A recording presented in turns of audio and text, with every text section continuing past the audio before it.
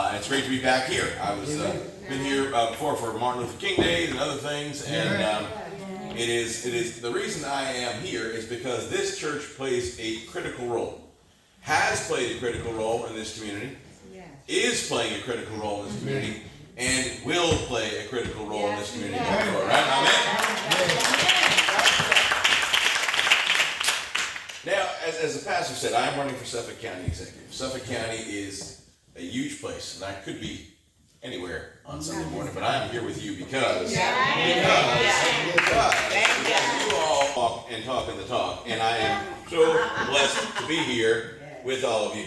Amen. My background is, so just sort of history about what's happening here. So November 7th is election day, and we've had a county executive for the last 12 years. His name is Steve Calone, and he is term limited, which means he cannot run again under the law. So I am running to replace Steve. My background, I have a unique background for running for county executive. We've never had someone who is a prosecutor because we've never had someone come out of the business community to be county executive, and I'm both those things.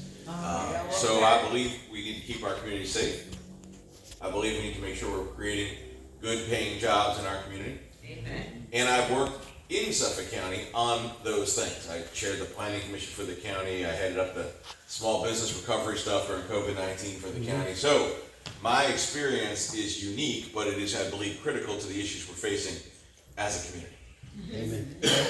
As a community leader, as a prosecutor, as a small business person. But I come to you first to this job as a Christian. Amen.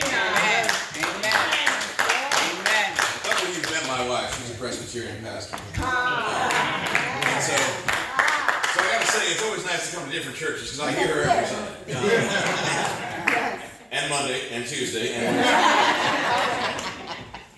But, seriously.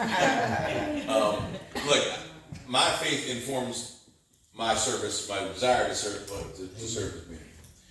I believe it is critically important we have people of faith.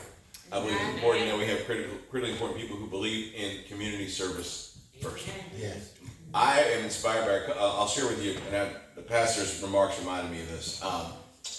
In Micah, the prophet says, they asked the prophet, they said, what do we need to do what do we have to bring to worship?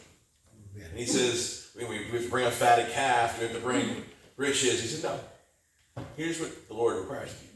That you do justice, that you love mercy, and that you walk humbly with God. If you want to find the holiness in you, God is welcoming to you. Right? And Jesus said it even better, because he was good at that, wasn't he? He was good at saying things better, wasn't he? Jesus said, let me explain it this way. Love the Lord your God with all your heart and all your mind.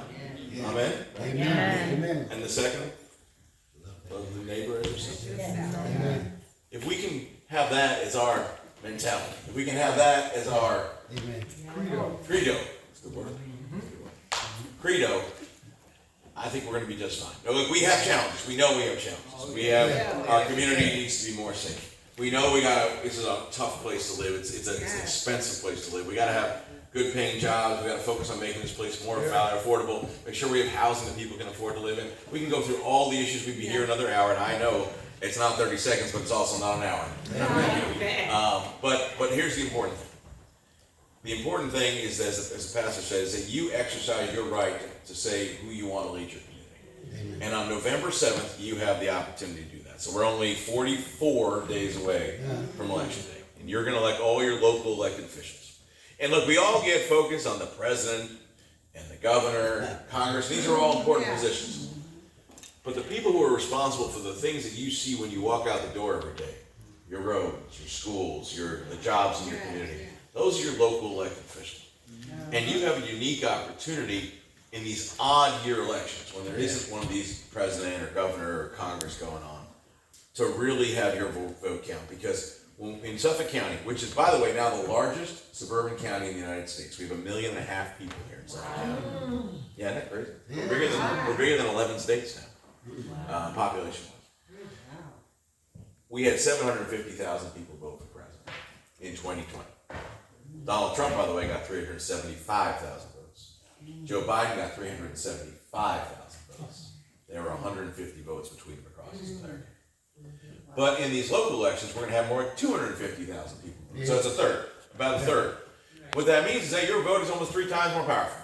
Because while other people may be staying home, if you come out, you get a larger say in your community. And that's what I hope you'll do on November 7th. I appreciate the opportunity to be with you. I appreciate the opportunity to praise and worship with you. And God bless y'all. Thank you so much. Thank you.